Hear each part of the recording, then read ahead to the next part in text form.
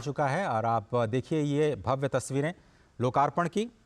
और आपको याद होगा कि अयोध्या कैंट पहले, जिसे फैज़ाबाद रेलवे स्टेशन के तौर पर नाम दिया गया था, वो मुख्य स्टेशन हुआ करता था। अयोध्या बहुत ही छोटा स्टेशन, केवल 3 रेलवे लाइंस हुआ करती थीं। अब उसको दोगुना करके 6 लेन का किया गया है और इस वक्त वहां पर जो प्रदर्शनी लगाई गई है रेलवे स्टेशन के अंदर, उसका अवलोकन करते हुए प्रधानमंत्री नरेंद्र मोदी आपकी टीवी स्क्रीन पर इस वक्त भारतीय रेलवे के जो कीर्तिमान हैं उनको भी दिखाते हुए कैसे अलग अलग तकनीक के जरिए भारतीय रेलवेज अपने नए विकास पथ पर आगे बढ़ रही है और अमृतकाल में भारतीय रेलवे की क्या यात्रा होगी उसका एक अवलोकन इसी रेलवे स्टेशन पर भव्य टर्मिनल के एक हिस्से में किया जा रहा है, जिसका अवलोकन इस वक्त प्रधानमंत्री नरेंद्र मोदी कर रहे हैं। जैसा कि आपको पता है कि उत्तर प्रदेश में अभी तक के इतिहास में पहली बार रेलवेज का 100% इलेक्ट्रिफिकेशन किया गया। इन सभी कीर्तिमानों की जानकारी प्रधानमंत्री को दी जा रही है और कैसे नए कोचेस का निर्माण किया गया है। आपको याद होगा कि काशी जब भी जाते हैं प्रधानमंत्री नरेंद्र मोदी DLW जो डीजल लोकोमोटिव वर्कशॉप है वहां पर रुकते हैं। वो एक बहुत ही प्राचीन संस्थान है इंजन निर्माण का, जो कि स्वयं काशी की धरती पर विद्यमान है। रायबरेली का जो कोच फैक्ट्री है उससे भी आप परिचित होंगे, जिसको फिर से रिवाइव करने का प्रयास इस सरकार के दौरान किया गया और वहाँ बड़े पैमाने पर इन्वेस्टमेंट किया गया।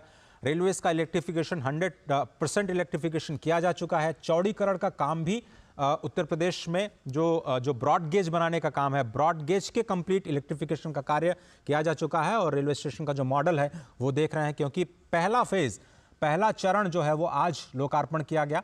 अभी इसके दूसरे चरण में इसको विस्तार दिया जाएगा, 5 गुना विस्तार, क्योंकि उम्मीद ये की जा रही है कि जैसे काशी कॉरिडोर के बनने के बाद, महाकाल कॉरिडोर बनने के बाद वहां पर आने वाले लोगों की, तीर्थयात्रियों की संख्या में, पर्यटकों की संख्या में भारी वृद्धि हुई। 13 करोड़ का आंकड़ा अभी हाल ही में काशी के कॉरिडोर के बनने के बाद आया है। अयोध्या में भी उसी तर्ज पर देश विदेश से पर्यटकों के आने का सिलसिला लगातार बढ़ेगा। उसको संभालने के लिए इस क्षमता का विस्तार किया जाना है। तो दूसरे चरण में इसकी जो क्षमता है रेलवे स्टेशन की, उसको 5 गुना विस्तार देने की जो तैयारी है, उसमें नई रेलवे लाइंस का निर्माण और नई ट्रेन्स के परिचालन की जो व्यवस्था है वो भी की जाएगी। 8 ट्रेन्स का आज लोकार्पण भी किया जाएगा हरी झंडी के जरिए।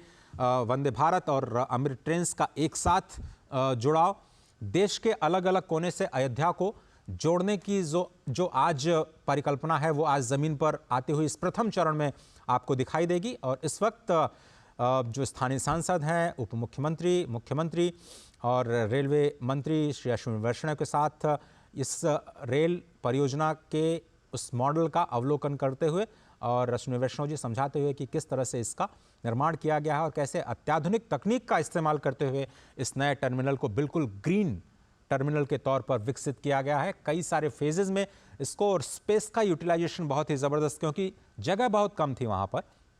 चौड़ीकरण किया जाना था, 3 लेन को अगर 6 लेन किया जाना है तो पहले तो आपको पटरी बिछाने के लिए ही आपको विस्तार करना पड़ेगा। और उसके बाद जो टर्मिनल के लिए या स्टेशन के लिए जगह बचती है उसमें आप कैसे मल्टी स्टोरीड बिल्डिंग का निर्माण करते हैं, प्रतीक्षालय के लिए, फूड प्लाजा के लिए, लोगों के ठहरने के लिए, दुकानों के लिए, और कैसे एक रीडेवलपमेंट करते हैं आदर्श स्टेशन के रूप में अयोध्या धाम को।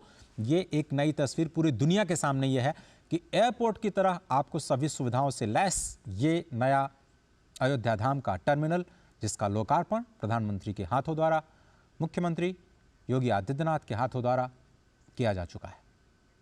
अश्विनी मिश्र हमारे साथ जुड़ रहे हैं। अश्विनी, ये जो नया रेलवे स्टेशन बना है उसके बाद क्या कुछ तस्वीर बदलेगी और कैसे 1 से 1.5 लाख लोगों को संभाल पाएगी अयोध्या? अश्विनी या फिर परिसर जी, है जी जी। और ये सबसे बड़ी विडंबना थी अजय, यहाँ कहना बेहद प्रासंगिक होगा कि फैजाबाद जंक्शन मेन जंक्शन होता था, अयोध्या हाल्ट होता था, अयोध्या सेकेंडरी जंक्शन होता था। आज अयोध्या धाम जंक्शन पूरे अयोध्या जिले का सबसे सुव्यवस्थित और सबसे सुंदर जंक्शन बन चुका है। और सबसे बड़ी बात यह है कि आज यहाँ वंदे भारत और अमृत भारत ट्रेनों का यहाँ से परिचालन किया जा रहा है, जो कि इस पूरे क्षेत्र के लिए सौगात होगा। देश को और दुनिया को यहाँ से आने वाले पर्यटकों को नई अनुभूति प्रदान करेगा। ये पूरा का पूरा विस्तारित नया मॉडल भगवान श्री राम को समर्पित ही है। भगवान श्री राम के मंदिर से समर्पित जो वास्तु है उसी का उपयोग करते हुए इसको बनाया गया है, लेकिन इसमें आध्यात्म के साथ साथ आधुनिकता का अद्भुत समन्वय है। जबरदस्त लाउंज बनाए गए हैं, एयरपोर्ट जैसी पूरी की पूरी फील आती है। प्रथम चरण का ये काम निश्चित अभी कंप्लीट किया गया है। इसे भव्य तरीके से आज प्रधानमंत्री नरेंद्र मोदी ने इसे लोकार्पित किया है, राष्ट्र को समर्पित किया है, राम भक्तों को समर्पित किया है, देशवासियों को समर्पित किया है। और सबसे बड़ी बात अगर देखें तो ये अयोध्या धाम जो जंक्शन होगा, ये अब आने वाले वर्षों में मुख्य अयोध्या धाम स्टेशन बन जाएगा।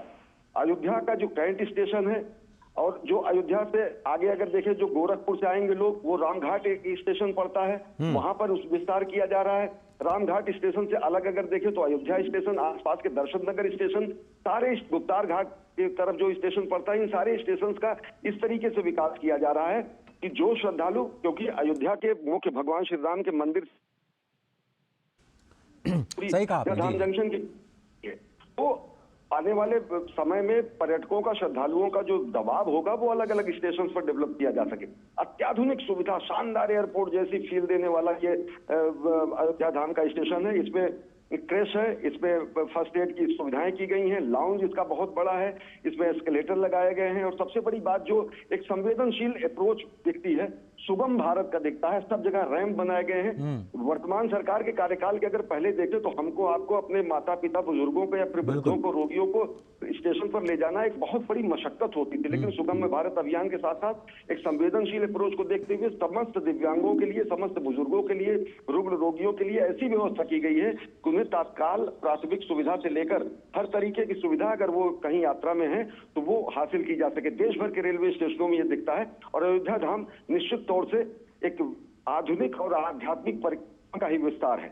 अजय, तो अगर आप रेलवे स्टेशन को केंद्र बना करके वहां के आसपास के जो आध्यात्मिक स्थल हैं उनकी यात्रा को थोड़ा सा जोड़ने की कोशिश करिए। अगर कोई पैदल यात्री वहां से उतरता है तो राम जन्मभूमि, हनुमानगढ़ी, गुप्तार घाट या फिर नया घाट जो बना हुआ है, अगर पैदल कोई जाना चाहता है, किस तरह से प्लान कर सकता है? सुगम्य भारत का आपने जिक्र किया, शायद श्री राम भव्य राम मंदिर जो बन रहा है वहां पर भी बुजुर्गों के लिए विशेष व्यवस्थाएं की जा रही हैं।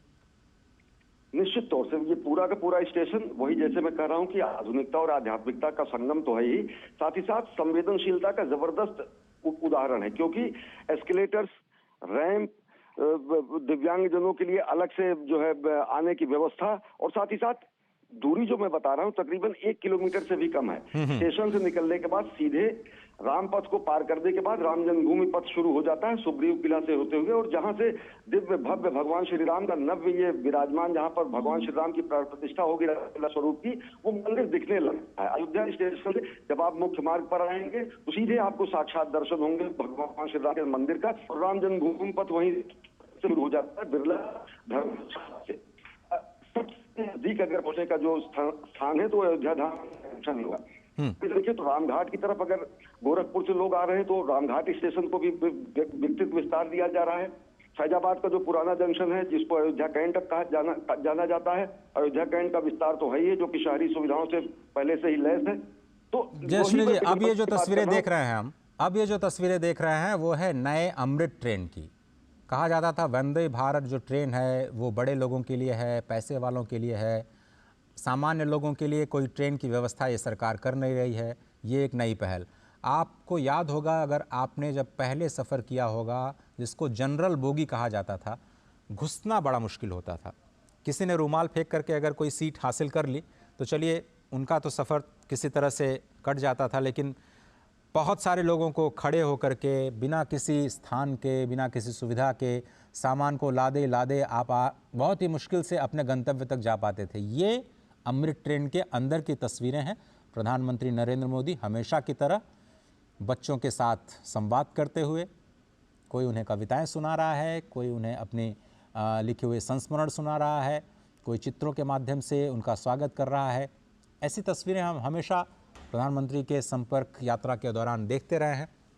मेट्रो कोचेस में ख़ास तौर पर जब वो सफ़र करते हैं तो ऐसी तस्वीरें हमें दिखाई देती हैं। लेकिन इस वक्त आप देखिए, बहुत ही अत्याधुनिक, ये बिल्कुल जनरल वार्ड का जो डिब्बा है उसको कैसे आधुनिक बनाया गया है, कैसे चार्जिंग की व्यवस्था, क्योंकि नए बदलते हुए माहौल में सभी लोग मोबाइल फ़ोन के ज़रिए कनेक्टेड रहना चाहते हैं।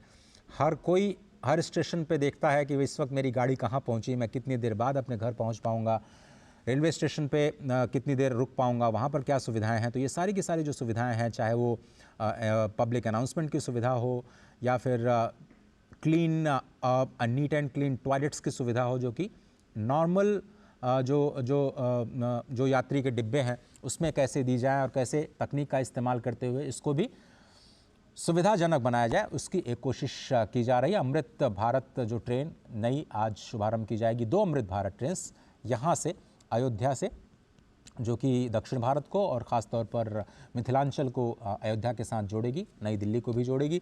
तो उसके साथ साथ जो 6 वंदे भारत ट्रेन हैं उसका भी आज शुभारंभ किया जाएगा, जिनका हॉल्ट अयोध्या धाम को बनाया गया है, स्पष्ट तौर पर इसी बात को ध्यान में रखते हुए कि जब रामलला विराजमान होंगे तो लाखों की संख्या में जो पर्यटक आएंगे उनको समायोजित करने के लिए बहुत सारे साधनों की ज़रूरत होगी। कुछ लोग ट्रेन से, कुछ लोग सड़क परिवहन से, कुछ लोग वायुयान के ज़रिए, कुछ लोग अपनी गाड़ी से, कुछ लोग बसों के ज़रिए, बहुत सारे यात्राओं के ज़रिए, बहुत सारे यात्रा के जो साधन हैं उनका इस्तेमाल करते हुए अयोध्या तक पहुंचना चाहेंगे। साथ ही साथ वाटरवेज़ का भी निर्माण किया जा रहा है, वहां पर भी जो सुविधाएं हैं, बताया जा रहा है कि वाटर मेट्रो की भी शुरुआत अयोध्या में होने वाली है। तो ये एक इंटीग्रेटेड अप्रोच है पूरे ट्रांसपोर्ट सिस्टम का, और विरासत के साथ कैसे विकास को आप जोड़ते हैं उसकी एक बानगी, उसकी एक झलक आपको दिखाई देगी।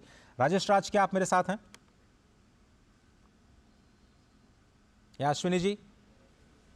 जी अजय जी। जी, तो मैं आपसे ये समझना चाह रहा था कि ये जो नई पहल की जा रही है अमृत ट्रेन के जरिए, जो आज अमृत भारत ट्रेन, और जैसा कि हम बार बार ये कह रहे हैं कि अमृत काल में भारत प्रवेश कर रहा है, ये जो नई शुरुआत है, इस वक्त आप देख रहे हैं हरी झंडी दिखा करके अमृत ट्रेन को रवाना करने की तैयारी हो जा चुकी है। ये बिल्कुल लाइव विजुअल्स, अमृत ट्रेन अब रवाना अयोध्या धाम रेलवे स्टेशन से।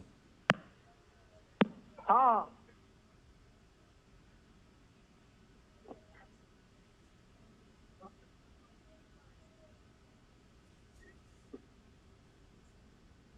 करतल ध्वनियों के बीच मेक इन इंडिया पूरी तरह से भारत में बनी हुई, ये देखिए 6 वंदे भारत ट्रेन्स और 2 अमृत भारत ट्रेन्स, 8 ट्रेन्स का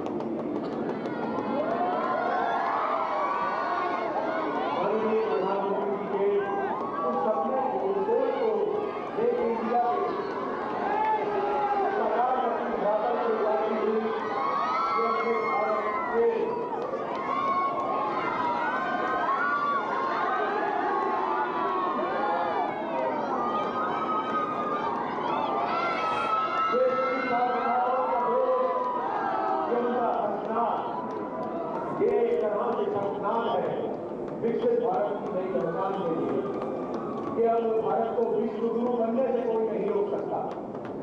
ये विश्वास था कि अमृत भारत से स्वदेशी निर्मित भारत निर्मित अमृत भारत से प्रधानमंत्री जी सभी का अभिवादन स्वीकार करते हुए उनकी हौसला अफजाई करते हुए हाथ मिलाकर उनका अभिवादन करते हुए ये है हमारे भारत का शीर्ष नेतृत्व जो हर एक सपनों को साकार करने के लिए दिन रात प्रयासरत है।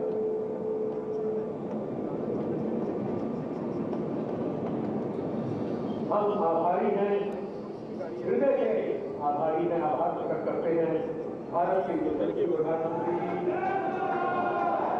जिनके आगमन में आज इस धरा पर इतिहास बचा है।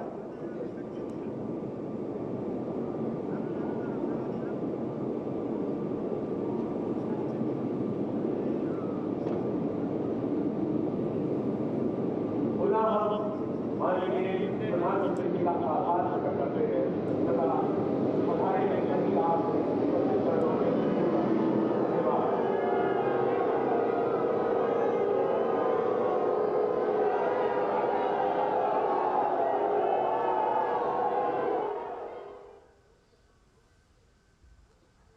अयोध्या धाम में 8 ट्रेन्स की जो सौगात है वो मिल चुकी है। स्पष्ट तौर पर आपने देखा कि 6 वंदे भारत ट्रेन्स और 2 अमृत भारत ट्रेन्स उनको भारत को समर्पित किया गया।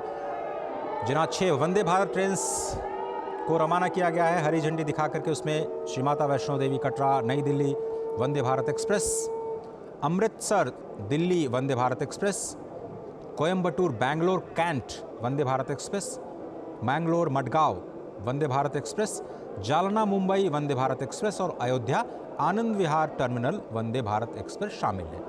ये 6 वंदे भारत एक्सप्रेसेस और 2 अमृत ट्रेन्स जिनका अब से थोड़ी देर पहले लोकार्पण किया। राजेश राज हमारे साथ जुड़ रहे हैं। राजेश राज, एक बार फिर से पहले तो आप एयरपोर्ट जो रेलवे टर्मिनल बनाया गया है उसी की खासियत बताइए। कैसे 3 मंजिला इमारत का निर्माण किया गया, कैसी तकनीक का इस्तेमाल किया गया, कौन कौन सी सुविधाएं हैं वहां पर आम यात्रियों के लिए?